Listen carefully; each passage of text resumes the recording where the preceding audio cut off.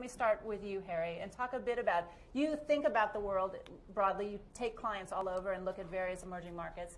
When you look towards Brazil, what are the advances that you see, and then also what are some of the barriers that come out to you or you point out to your clients? And you want a short answer? I want a short answer to that. You just want to make sure. The bullet point. Okay. Well, I would say, as Professor Fischler said, I would bet on Brazil. And I would bet on Brazil having gone back a couple of decades ago, because I think the successes in terms of economic policy making through dealing with the hyperinflation several decades ago and the enormous growth that has taken place, I think speaks a lot to the credit of the Brazilian entrepreneurs, the Brazilian government, civil society, and the like. That doesn't mean, of course, that, like in every market, emerging markets in particular, the business cycle is dead. And so it's not surprising that we might see changes in output in places like Brazil as compared to places like China and India, Russia, the other BRICS, South Africa.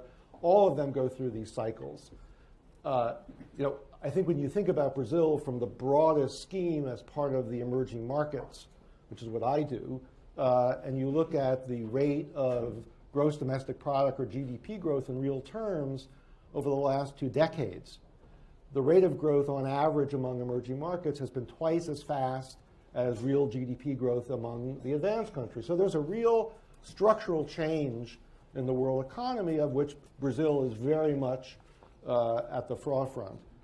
The barriers that are faced today in terms of overconsumption, insufficient investment in investment,